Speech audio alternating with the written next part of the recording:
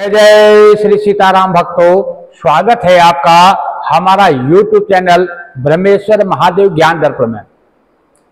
भक्तजनों, आज हम चर्चा करने वाले हैं कार्तिक मास के जो महात्म्य के बारे में। हम पिछली वीडियो में कार्तिक महात्म्य के बारे में बता चुके हैं।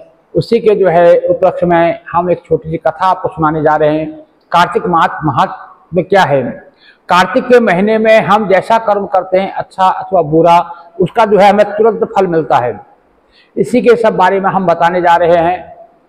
भक्तजनों, यदि जो हम इस उपलक्ष्य में जो कथा सुनाने जा रहे हैं काफी दिलचस्प भी है, दिल को छू लेने वाली है और प्रेरणादायक भी है। इस कथा को जरूर सुनिएगा। ये कथा जो है हमने प्रातः स्मरणीय पूज्यपाद श्री परम श्रद्धेय श्री देवकीनाथ ठाकुर जी के मुखारबिंद से सुनी थी। कथा हमारे दिल को छू गई, हमें उसने जो है अंदर तक छुआ, तो हमें कथा अच्छी लगी, तो इसलिए इसको हम आगे शेयर करने से अपने आप को रोक नहीं पाए, इसलिए जो है हम उसको सुनाने जा रहे हैं।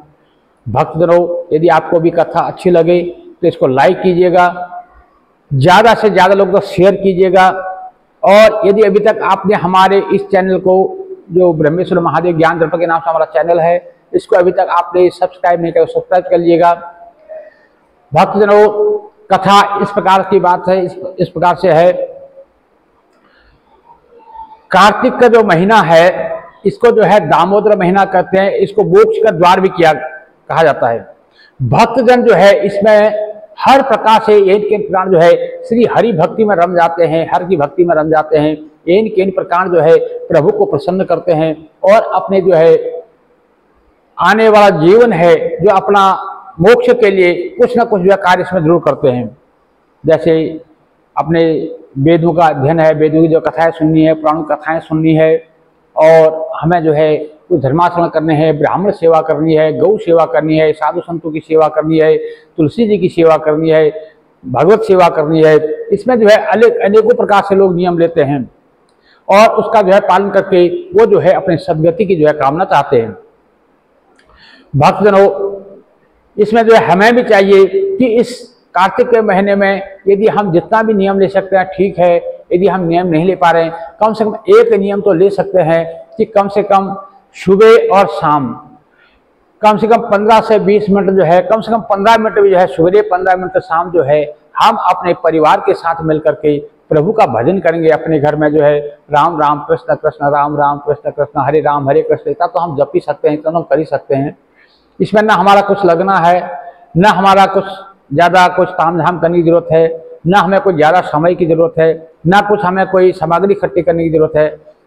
चार अपने जो अपने परिवार के जो सदस्य हैं, सारे सदस्य बैठ करके घर में जो है कम से कम 15 मिनट हरे राम राम राम हरे हरे, हरे कृष्ण कृष्ण कृष्ण हरे हरे, इस प्रकार से यदि हम जो है 15 मिनट सवेरे, 15 मिनट शाम अपने घर में यदि ऐसा नियम ले लेंगे तो यह जो है हमारे लिए बहुत बड़ा प्रेरणादायक हो जाएगा, फलदायक हो जाएगा।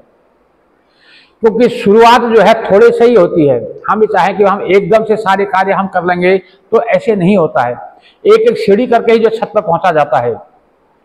तो इसलिए जो है हमें कुछ ना कुछ छोटे छोटे नियम लेने होंगे, उसी नियम से जो है हम आगे बढ़ पाएंगे।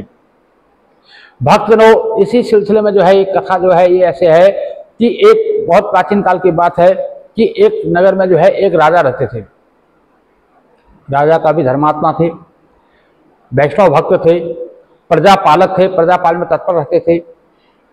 एक दिन जो राजा जो थे अपने सभा में बैठे थे, सभा में बैठे बैठे उनको मन में विचार आया, मन में सोचने लगे कि जिस समय मेरा जन्म हुआ उसी समय, उसी क्षण मेरे राज्य में पता नहीं कितने लोगों का जन्म हुआ होगा।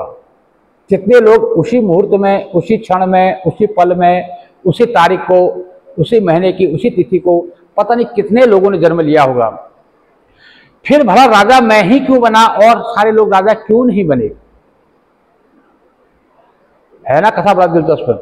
राजा के उन्हें बड़ा प्रश्न आया। अब ये प्रश्न वाकई में बहुत गूढ़ है और बहुत उलझा हुआ प्रश्न है। अब राजा जो है इस पर सोचते सोचते काफी देर तक सोचता रहा, उसके समझ में नहीं आई। उसने अगले दिन जो है प्रातः काल में अपनी राजसभा बुलाई। उसमें जो भी उसके राज्य में जितने भी जो धर्मात्मा लोग थे, संत लोग थे, जो भी ज्ञानी लोग थे, सबको एकत्र किया। और सबसे एक ही प्रश्न था कि मुझे ये जवाब चाहिए कि भाई जिस समय मेरा जन्म हुआ, उसी समय, जिस समय में, जिस घड़ी, जिस मुहूर्त में, जिस पल में, जिस तारीख को, जिस तिथि में मेरा जन्म हुआ, उसी समय मेरे राज्य में न जाने कितने लोगों का जन्म हुआ होगा। फिर भला राजा अकेले मैं ही क्यों बना? जब भाई एक समय में, जब एक मुहूर्त में, एक समय में एक जैसा अगर जन्म हुआ है, तो जन्म कुंडली के हिसाब से तो भाई सबको एक जैसा ही मतलब मिलना चाहिए, एक जैसा फल मिलना चाहिए। फिर भला राजा मैं ही क्यों बना और सब राजा क्यों नहीं बने? ये प्रश्न सबसे पूछा तो हुआ कि मैं इसमें सारे ज्योतिषी भी थे, विद्वान भी थे, सब उलझ गए इसमें कि भाई बात तो मैं सच्चाई है, दम है, परंतु अब राजा के सामने कुछ को कुछ ऐसा बोलने की हिम्मत नहीं है कि कुछ बोले, उसको कुछ समझाएं। तो काफी देर तक इस पर माथापच्ची से होती रही, सब सोचते, सब ने अपना अपना करके दिया, पर राजा संतुष्ट नहीं हुआ। उसमें एक जो है काफी वृद्ध जो संत थे, उन्होंने कहा, महाराज आपका जो प्रश्न है वो प्रश्न बहुत गूढ़ है और जटिल है, इसका जो उत्तर जो ढूंढ पाना ये तो जो है मेरे में तो खैर सामर्थ्य नहीं है, परंतु इसका जो उत्तर आपको दे सकता है उसके बारे में बता सकता हूं कि आपके राज्य में एक जंगल है, उस घने जंगल में जो है एक संत रहते हैं। आप यदि संत के पास जाओगे, क्योंकि वो आज तक किसी नगर, किसी गांव में नहीं गए हैं, आप उन संत के पास जाओगे, मुझे विश्वास है कि वहां पर जो है आपका प्रश्न का उत्तर मिल जाएगा। तो राजा जो है, राजा को तो प्रश्न का उत्तर चाहिए था, राजा तो बेचैन थे। वो राजभवन को नींद नहीं, प्रातः काल में जो अपने सेना की टुकड़ी तैयार करी, अपने सेनापति इत्यादि लेकर के वो जो है अपने रथ पर सवार होकर के अपना चल पड़े जंगल की ओर। जंगल में गए तो संत को देखा, संत को ने दूर से नमस्कार किया, उनके आश्रम में गए, संत ने उनका आदर किया, उनका जो है उनको अर्घ्य इत्यादि देकर उनको आश्रम में बैठाया, राजा थे उनको बैठाया, कुशल क्षेम पूछी, बातचीत हुई। अब जब वो चल रहे थे, पर वो बैठे थे, वो संत जो है, परंतु संत क्या करते थे, वो बैठे थे, बातचीत हो रहे, सब कुछ कर रहे हैं, परंतु वो क्या है कि जले हुए जो कोयले होते हैं, अंगारे, उनको खाए जा रहे थे। एक किसी बर्तन में जो है लाल लाल अंगारे रखे हुए थे, कोयले रखे हुए थे, और वही वो पान कर जो खा रहे थे। राजा ये देख करके काफी विस्मित हो गया।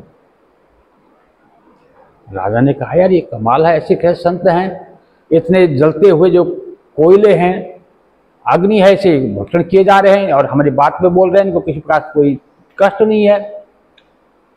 तो राजा ने उनके पास, राजा को अपना प्रश्न का उत्तर चाहिए था। राजा ने उनसे पूछा कि महाराज मैं तो ऐसा प्रश्न लेके आया हूं कि एक ही समय में, एक ही मुहूर्त में, एक ही दिन, एक ही तारीख, एक ही घड़ी में जो है मेरा जन्म जब हुआ मेरे राज्य में, उसमें जो है अनेकों लोगों का जो है जन्म हुआ, फिर राजा मैं ही क्यों बना? संत ने थोड़ा ध्यान लगाया, ध्यान लगाने के बाद वो बोले, देखिए आपका प्रश्न का उत्तर मेरे पास नहीं है, आप मुझसे आगे जो है जाएंगे, घना जंगल जो है इससे आगे निकलेंगे, वहां पर एक सरोवर है, वहां सरोवर के तट पर जो है एक और संत रहते हैं, आप उनके पास जाओ, उनके पास जो है आपके प्रश्न का उत्तर होगा। तो राजा को तो अपना प्रश्न ढूंढना था। राजा वहां से जो है बैठे, घोड़े पर अपने रथ पर सवार हुए और तुरंत वहां पहुंचे। वहां जब सरोवर के पास में गए तो वहां देखते क्या है कि एक संत वहां पर बैठे हुए हैं। राजा ने उनको प्रणाम किया, राजा की आवभगत हुई, राजा को अर्घ्यपात दिया गया, राजा को आसन दिया गया बैठने के लिए। राजा लोग बैठे और वो संत भी बैठे और उनसे चर्चा होगी, आसल कुशल पूछ लगी, राज्य पे कैसा कारोबार चल रहा है, आपका राज्य कैसे चल रहा है, ये सब बातें होने लगी। इस दौरान में वो राजा ने क्या देखा कि वो जो संत जो है वहां बैठे हुए हैं, बातचीत कर रहे हैं, सब कुछ कर रहे हैं, परंतु वहां जमीन से जो है मिट्टी खोद खोद करके जो है मिट्टी फाक रहे हैं, मिट्टी खा रहे हैं, मिट्टी का भक्षण कर रहे हैं। ये सब देखा, राजा काफी अचंभित हुआ। देखो संत देखे इतने, उस संत के पास वो अंगारे खा रहे हैं और ये संत देखे तो ये मिट्टी खा रहे हैं। फिर भी राजा ने उनके आगे अपना प्रश्न रखा कि राजा ने बोला कि ऐसे ऐसे जो है मेरे प्रश्न है, जब मेरे राज्य में जो है इतने लोगों का जो है जन्म हुआ तो फिर राजा मैं ही क्यों बना? तो फिर वो महर्षि जो थे, वो संत जो थे, उन्होंने भी ध्यान लगाया।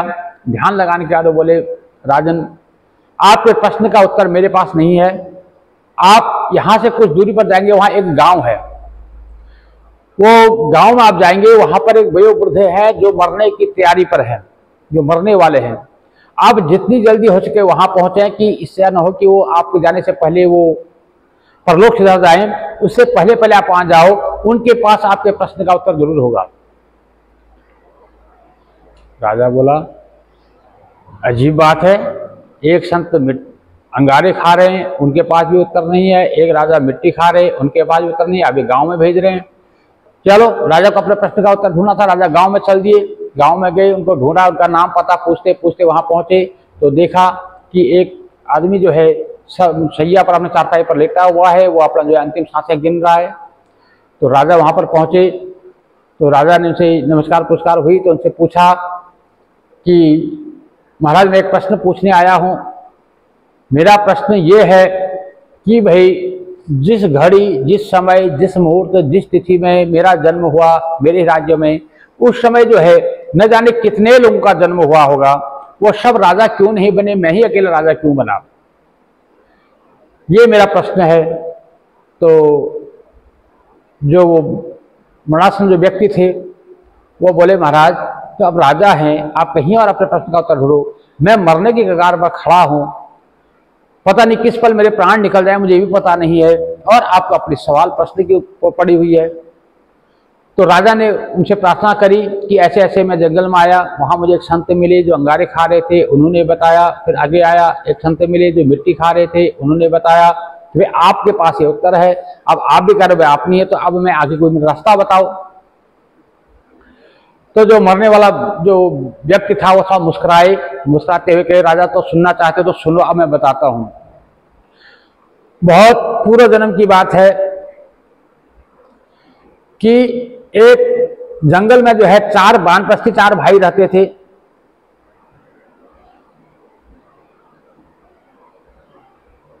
माफ कीजिएगा, एक जंगल में जो 4 भाई थे, चारों वानप्रस्थी थे, भगवान का अन्य भक्त थे, और वो जो है अपना वहां पर्णकुटी बना करके जंगल में रहते थे और भिक्षा मांग के लाते और भिक्षा से जो अपना भरण पोषण किया करते थे।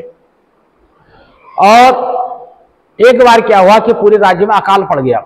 कार्तिक का महीना चल रहा था, पूरे राज्य में दुर्भिक्ष फैला हुआ था, अन्न का कहीं दाना प्राप्त नहीं था।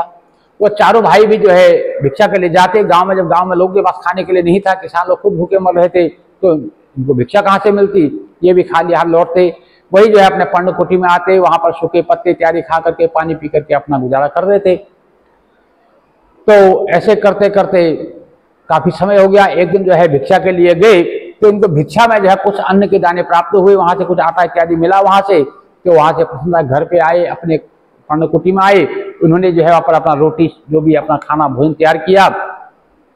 भोजन तैयार करने के बाद भोजन को उन्होंने 4 अपने जब ठाकुर जी को भोग लगाया, भोग लगाने के बाद अपने चारों पतलों में जो है अपने चारों के लिए परोस लिया। अब खाने की तैयारी चल रही थी तो इतने में जो है एक संत आए। वो संत महात्मा आए तो संतों ने कहा कि महाराज मैं जो है काफी दिनों से भूखा हूं, मुझे अन्न चाहिए।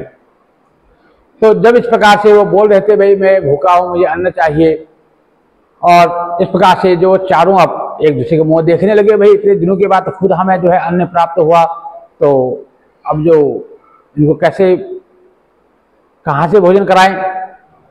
तो सबसे पहले जो सबसे बड़ा भाई था उससे उसने मन में विनय करी कि प्रभु मुझे कुछ खाने की जो है, मुझे बहुत दिन से मैंने अन्न नहीं खाया, मैं बहुत भूखा हूँ, मुझे भोजन दो। तो सबसे बड़ा वाला भाई था, बोला प्रभु हम खुद जो है काफी महीनों से भूखे, हमें अन्न प्राप्त नहीं हुआ, बड़े मुश्किल से ठाकुर जी के पास हमें अन्न प्राप्त हुआ है। यदि ये खाना जो है मैं आपको दे दूंगा तो मैं क्या अंगारे खाऊंगा, क्या मैं आग खाऊंगा? तो इस प्रकार से उन्होंने कहा। तो उसके बाद उसने दूसरे भाई से कहा, तो दूसरे भाई ने उत्तर दिया कि भाई साधु महाराज आप बताओ, हमें जो है कई मानूंगा हमें खुद जो है अन्न की प्राप्ति हुई है, यदि ये भोजन जो है हम आपको दे देंगे तो हम क्या मिट्टी खाएंगे? मैं क्या मिट्टी खाऊं? तो इस प्रकार से कह करके उसने दुत्कार दिया। जो तीसरा भाई के पास वो उसने बोला भाई मुझे अन्न जो है, मैं भूखा हूं, मुझे अन्न किसी प्रकार से थोड़ा सा अन्न मिल जाए तो मेरा पेट भरण पोषण हो जाए। तीसरा भाई बोला अरे तेरे को खाना देकर के मुझे मरना है क्या? बड़े महीनों के बाद तो हम अन्न की प्राप्ति हुई है, मैं तेरे को दे दूंगा तो मुझे मरना है क्या?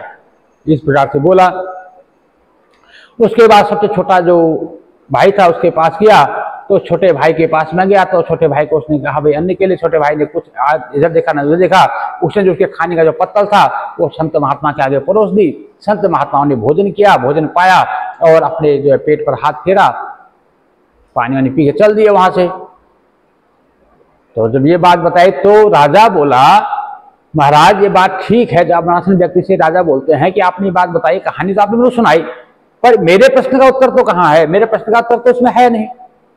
मैं जो पूछ रहा हूं, मैं ये पूछ रहा हूं कि भाई जिस समय मेरे राज्य में मेरा जन्म हुआ, उसी समय मेरे राज्य में अनेकों लोगों का जन्म हुआ होगा, फिर राजा मैं ही क्यों बना? मेरा प्रश्न तो ये है, तो इसके पीछे मेरा क्या? तो वो जो मरणासन जो व्यक्ति थे वो बोलने लगे कि हे राजन, इसी कहानी की में जो है आपके प्रश्न का उत्तर छिपा हुआ है। अब मेरी बात सुनो। हम चारों जो थे उस समय में थे, हम भगवान के भक्त वानप्रस्थी थे, तो इसलिए जो है मुझे अभी तक सब कुछ ज्ञात है। उसी धर्म कर्म के प्रभाव से जो है हम लोगों ने जो है अच्छे मनुष्य योनि प्राप्त की, अच्छी योनि प्राप्त की। जो सबसे बड़ा हमारा भाई था जिसने उस साधु को अन्न देने के लिए मना कर दिया था और कहा था क्या मैं अंगारे खाऊंगा, मैं आग खाऊं, मैं तेरे को दे दूं, मैं आग खाऊं क्या? तो उसने जो कहा था वो सबसे बड़ा भाई हमारा जो सबसे बड़ा संत बना हुआ है, वह आज वहां बैठे जंगल में तपस्या कर रहा है और वो अग्नि का सेवन कर रहा, अग्नि खा रहा है। जो दूसरे नंबर का जो हमारा भाई था जिसने ये कहा था हम भोजन तेरे को दे देंगे, तो मैं क्या मिट्टी खाऊं? वो भाई जो है वो सरोवर का बैठा हुआ जो संत जो है आज जो मिट्टी जो फांक रहा है, वो हमारा दूसरे नंबर का भाई है। तीसरा नंबर का जो भाई था जिसने ये कहा था तेरे को मैं खाना दे दूं, संत से कहा था कि तुम्हें मैं खाना दे दूं, तो क्या मुझे मरना है क्या? वो मैं हूं क्या? मैं मरने की कगार पर खड़ा हूं। हे राजन, जो हमारा छोटा भाई जो था, हमारा सबसे हमका जो प्यारा भाई था, तूने जो है अपने खाने की थाली उस संत के आगे परोस दी और उस संत के आशीर्वाद से तू आज हम सबका राजा बना हुआ है। इसलिए भक्तजनों, इस कथा से यही प्रेरणा मिलती है कि हम जो इस धरती पर आज हम कहते हैं भाई किसी के पास कोई एकदम से चमत्कार हो गया, उसके पास इतनी धन आ गया, दौलत आ गई, उसके पुत्र हैं पौत्र हैं, किसी के नहीं है, हम एक दूसरे से ईर्ष्या करते हैं, लोभ करते हैं, दूसरे जलन दाह करते हैं, उसका कारण यही है। इसीलिए जो है हमें जो है कार्तिक के महीने में ज्यादा से ज्यादा जो है हरि भक्ति करनी चाहिए और जो है दान पुण्य करना चाहिए। जो आज हम बो करके जाएंगे, जो बीज हम बोएंगे, उसका फल हमें अवश्य में भुगतना पड़ेगा, अवश्य में उसका फल हमें प्राप्त होगा, इसमें कोई संशय नहीं है। इसलिए मैं सभी भक्तों से यही अनुरोध विनय करता रहता हूं कि जितना बन पड़े प्रभु का नाम जपो, प्रभु का नाम भजो, जो है किसी की जो है चुगली, निंदा, झूठ, फरेब, इन चीजों से बचो। जितना इनसे हम बच पाएंगे उतना ही जो है हम जितना इस चीज में अपना समय व्यस्त करते हैं, वही समय यदि हम भगवान की भक्ति में लगाएंगे, भगवान के भजन में लगाएंगे, भगवान के पूजन में लगाएंगे, लोगों के सुधार में, अच्छे कार्य में, समाज के कल्याण में हम अपना जीवन व्यतीत करेंगे, तो जरूर हमारा उद्धार होगा, इसमें कोई संशय नहीं है। क्योंकि जैसा बीज हम बोते हैं वैसा फल हमें अवश्य में भुगतना पड़ता है। इसीलिए मैं सभी भक्तों से कहता हूँ, कार्तिक का पावन पवित्र महीना चल रहा है, जितना बन पड़े इसमें हरि भक्ति करो, हरि का नाम जपो, हर का नाम जपो, शिव शिव जपो, राम राम जपो, कृष्ण कृष्ण जपो, जो आपको प्रिय लगता है, जिस भगवान की आप भक्ति करते हैं, आपको जैसे अच्छा लगता है उनका आप भक्ति करो और जी जान से करो। क्योंकि ये समय मनुष्य यदि आज है, कल है कि नहीं है इसका कोई पता नहीं है। इसलिए जितना बन पड़े अपना जो है अपना जीवन सुधार लो, यही एकमात्र मौका है। भक्तजनों, यदि आपको हमारी ये कथा अच्छी लगी हो, आप जो है कमेंट में जय श्री सीताराम जरूर लिख दीजिएगा, हमें उससे जो है काफी हर्ष प्राप्त होगा। और यदि आपको ये कथा अच्छी लगती है तो इसको लाइक कीजिए, ज्यादा से ज्यादा लोग तो शेयर कीजिएगा। भक्तों, यदि अभी तक आपने हमारे इस चैनल को सब्सक्राइब नहीं किया तो सब्सक्राइब कर लीजिएगा। वीडियो आपको अच्छी लगे तो इसको लाइक कीजिएगा और ज्यादा से ज्यादा लोगों को शेयर कीजिएगा। जय जय श्री सीताराम भक्तों।